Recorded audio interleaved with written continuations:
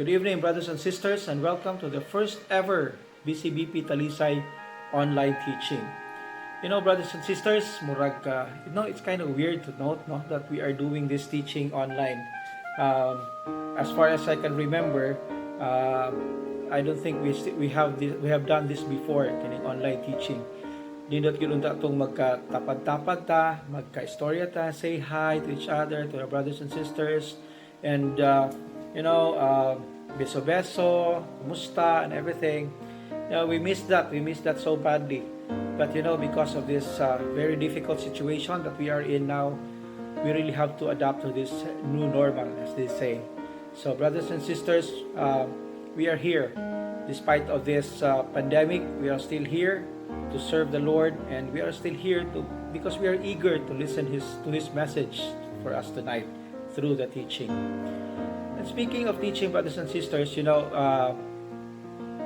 at the start of the year, we have already prepared a series of topics, to be delivered every first Friday of the month. That's our teaching night.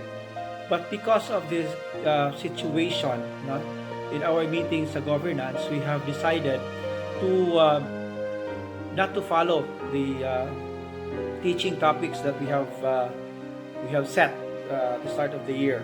And the governance has requested, of course, one of our best speakers in the chapter to give us a teaching that's very relevant to the times. Diba? So, brothers and sisters, our speaker for tonight is no other than our brother who has been around around the Philippines, giving teachings, giving talks, and he's very good at that, And tonight he's going to give us a topic that is very, as I've said, very relevant to our situation now.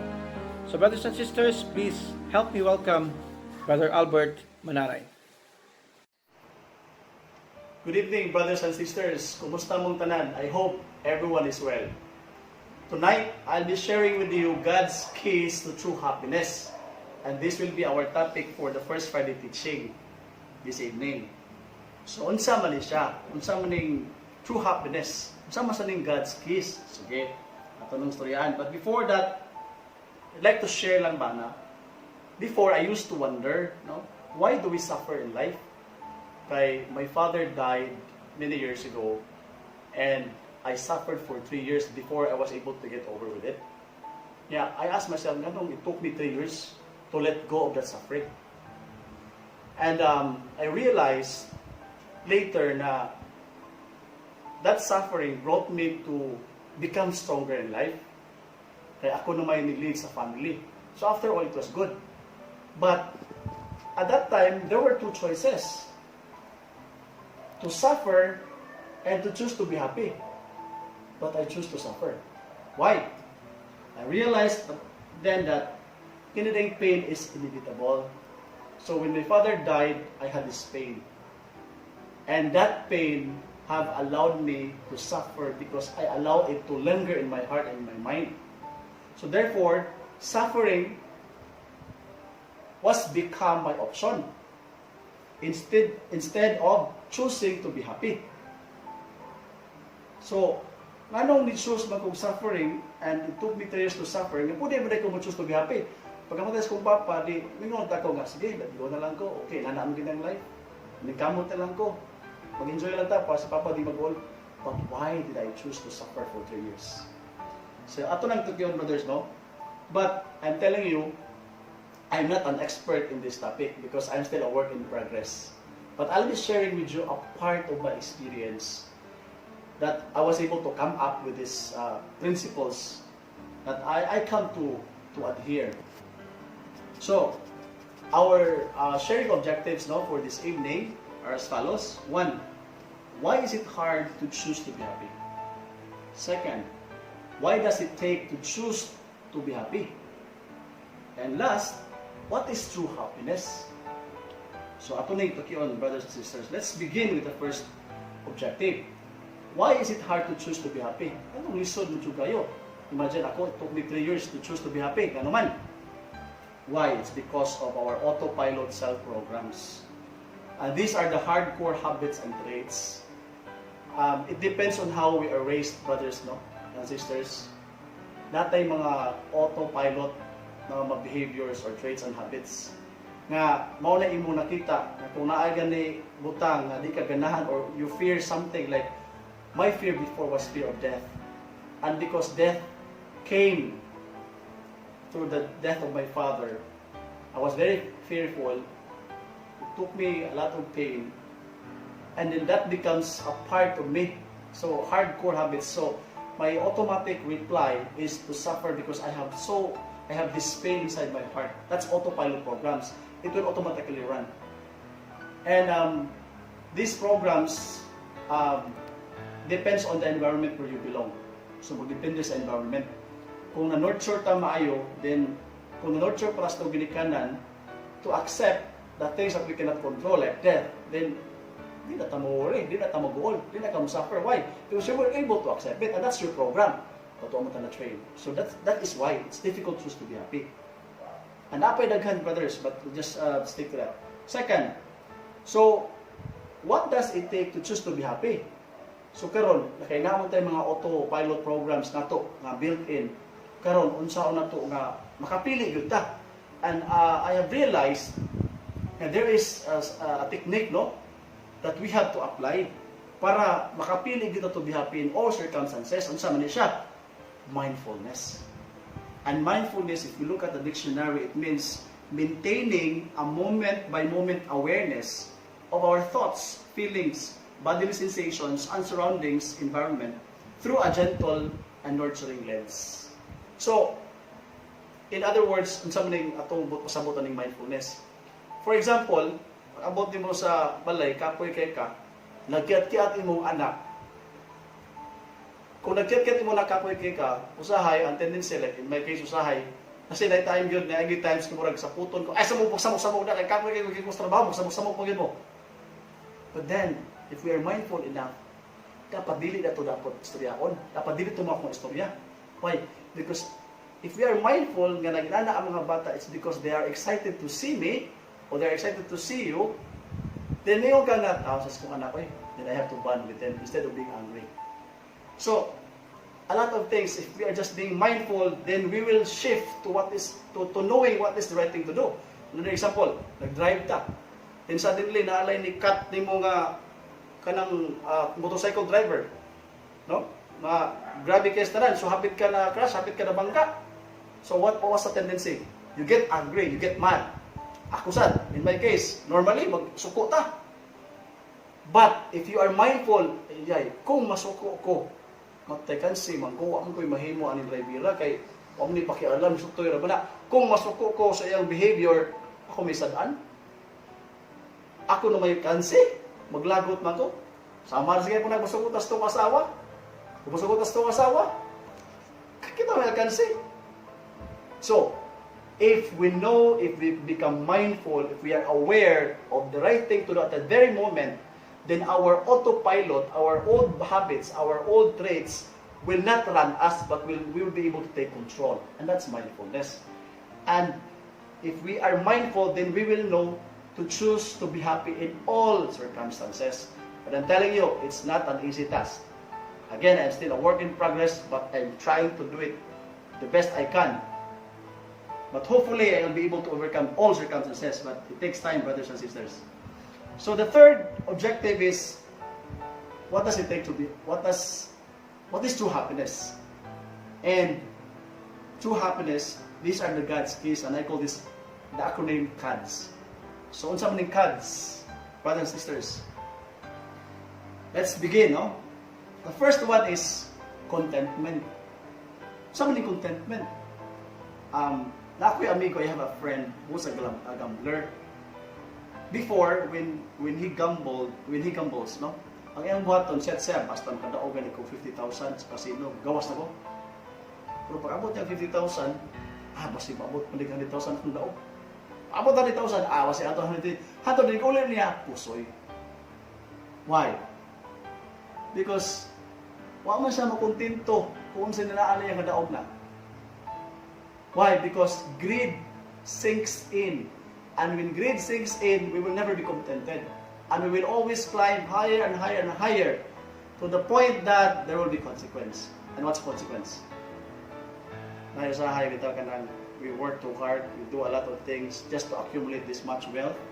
But later on, we realize na the wealth that we accumulated later on, we will spend this to gain back our health because the moment that we accumulate this, nagkasakit ta, then ako ito nang gastuon para mabalik atong health. Another thing is, kung accumulate tagdaghan, the tendency is, ang atong mga anak magsalig, and they will be dependent on us, then we will rob them of the opportunity to build themselves because we provided them with everything. So that is why, brothers and sisters, we have to set our level of contentment. So if kunin mo level of contentment, once you get there, that's it. Do not let greed takes over. And because when we are contented, contentment means happiness and peace. And our scriptures says about this also in Matthew 5:5, and it says, you're blessed when you are content. You find yourself proud, owner of everything that can't be bought. See? So when we are contented, we are blessed. And why? It's because we have brought nothing into the world, and neither can we carry anything out when we die. So having sustenance and covering, we shall be content with these things in 1 Timothy 6:7-8. Because nothing is permanent, we all gonna die, so what's the point of accumulating much? Brothers and sisters, if we have much, then let's share it. Because whatever is excess to your level of contentment is for sharing to others. The second code, CADS. Now we go to the second code, and that is acceptance. What do we mean by acceptance? Brothers and sisters, in this world, there are a lot of things that we don't have control. We don't have control about the weather, the disaster. There are also things that we cannot change. Sa una, lisod kay change no ang atong ang face, pero karon na may plastic surgery so maka-change ata. So you look at the mirror, you look like your face, dali ra kayo no. Pero there are things that we cannot change, brothers and sisters. However, if we dwell on changing it when it is impossible to change, then we will suffer. So the key to happiness is just accept. Accept our current realities. This is what we are. This is what I am. And if it can be better, then I'll find a way to be better. Then let go of the things that we cannot change and we cannot control. And by then, we will be happy. Because acceptance means happiness and peace. The third, brother, before I go to the third one, why do we have to accept the things that we cannot change, we cannot control? Because it says in Psalms 52:8 that we should always put our trust in God. We have to tell Him all our problems because God is our place of safety. And I'm struck with this serenity prayer by Reinhold Niebuhr that says, God grant me the serenity to accept the things I cannot change, the courage to change the things I can, and the wisdom to know the difference. So why bother to fight it when you can just accept it? And the third code, CADS, now we go to the third one, which is D, and that's we call detachment. In this world, brothers and sisters, we have a lot of attachments with worldly things. I remember a story of an OFW na gikan lang sa gawas.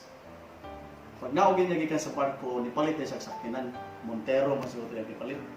Pagpalit niya sa sakyanan, excited kayo siya para siyang pamilya, para sa mga iyang bata. Pag abot sa sakyanan ng Montero, nag-celebrate siya. Saka excited siya ang anak niya, gawas siya ang anak. Niadto dito sa sakyanan, naguha o bato, nagkulit, naigisuwat ang anak. Kaya ang anak, maupatay pagkabago sa kapon o sulat. Naigisuwat dito, kaya na-excited po ito ng anak. Pagkakita niyo sa amahan, yung nagsulat. Pangibuhat sa amahan, kuha ang bato, ipil-pil maayo ang kamot, antod ito nga gupok na. Pagkatod sa doktor, ginoon nga ang kamot, dili na ma-recover. dili na siya maayo, murag makruked na gyud ang kamot sa bata. Sa amahan, devastated kayo, suko kay siya siyang kaugaling ng nganot yung buhat. Pagawas pag yun niya, tanaw niya sa sakinan, ngano, siyang kalagog, bunala niya ang sakinan, patanaw niya sa sakinan, kung saan naging buhat siyang anak, ang buta nito, I love you, Dad. Ikumot ang iyang kasing-kasing. Huwag iba mo kung sino yung buhat ng iyong nagikog. Pero you know what happens, brother? This is an example of our attachment to material things. That sometimes when we're so attached to material possessions that we forget the value of the people around us, even our family. We're so attached to our dogs or to our car, to our house, that kung nana gini gamay ba nga makuan nga mawagtang o maunsa diha, mag-hysterical ta, masukuta, and we forget the value of the person nga nasa panimalay. Kung sa duwa na usay. Nabitang grabe kay to nimong butanga, niya nawagtang lagalit na misplace asa gibutang ni nagwag kag ano kinang gilabta na gina niya gisukan ni mo imong asawa, na yabihagan ni mo imong anak. But what is it? It's just a material thing. Is that material thing more valuable than family? No, it's not. But because of our attachment. Because of our attachment. And if we can detach ourselves from it, brothers and sisters, detachment means happiness and peace. And that's the third one. Now let's move on to the fourth one. But before that, let us look at what the scripture says about attachment. Why we have to detach ourselves from things? Because so we fix our eyes not on what is seen, because what is seen are material things, but on what is unseen. Since what is seen is temporary, but what is unseen is eternal. All the material things that we have, all the possessions, the car, the house, these are all temporary, these will all pass. But the love, the care that we show, the concern that we show to our loved ones, to our families, over material things will last forever. And that is eternal. And from Romans 12:2, do not copy the behavior and customs of this world, but let God transform you into a new person by changing the way you think. Then you will learn to know God's will for you, which is good, pleasing, and perfect. So if we let go of these material things and focus on enriching our minds, then God will come upon us and we will know His will. And that will only happen if we detach ourselves from these material things. And last, brothers and sisters, kaya good, mo na niya akong last, service. Saan man yung service? Well, na-struck ko ang service, brothers, because wagid tayo school of life bitaw. When we study, nag-high school ta, nag-college ta, atos din mga academics good. But there is no school of life we will learn the value of giving, generosity, and all. But it is in service that we find joy. We discover joy in helping others. And once we discover joy in helping others, sometimes we will be able to discover our ultimate purpose in life, our existence. Why? Because we discover joy in it. And serving others means life of happiness and peace. So, kana bitong kato during the COVID ba, na manuktok bitaw sa inyong mga silingan niya, mag-isod down, ayaw lang sa mga mahatag nimo. Kung mahatag ka nila, bisag kung sa kagamay, ma-feed gini mo nga kaon sa toy. And you will realize ba na bless gid kay Kus Ginoo, no? Mas bless pag gid ko ani nila kay sila nasa kong gate ng hayo, but ako nakahatag ko nila. So when we serve and when we give others, when we serve others, we will realize how blessed we are by God.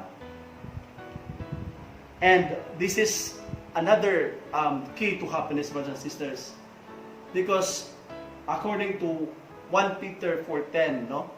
Each of you should use whatever gift you have received to serve others as faithful stewards of God's grace in its various forms.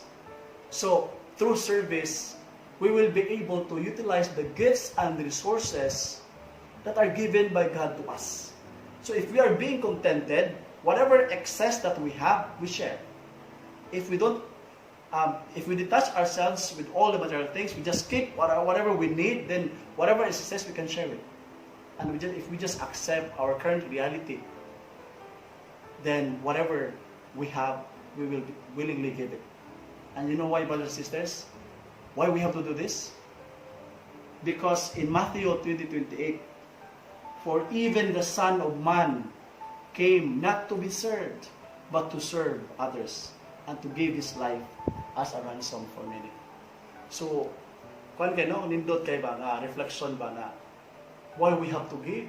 Because even our Lord gave up His life to serve others. How much mo kita? Yun na to mo. And usa sa di sa among gimantra gyud sa among family sa no, ako, ang wife, ang mga anak nga. Ning kamot gyud in our own little ways that we can share and we can serve others. And let's just summarize, no? And as again, the keys to be truly happy is in acronym cards and contentment. We have to set our level of contentment, because if we don't, we will suffer all throughout, because we will never be enough. There will never be enough for us. Second, we have to accept that there are things that we cannot control and we cannot change. Just have to come. We just have to have the serenity and the courage and the wisdom to face them all. And the third, we have to detach ourselves from material things. Otherwise, our desires will never end. We keep getting and getting and getting, and in the end, we will suffer. So if we detach ourselves, we'll be happy. And lastly, when we serve others as Christ did for all of us, we will find joy in our hearts. And I'd like to leave you with this quote, brothers and sisters, that, of course, with COVID, there is a new normal. COVID-19, there's a new normal. And with this sharing, I'd like to leave you with this, that happiness is the new rich. Inner peace is the new success. Health is the new wealth. And kindness is the new cool. Brothers and sisters, I hope you have taken learnings, no, from this sharing. And stay home. God bless us all.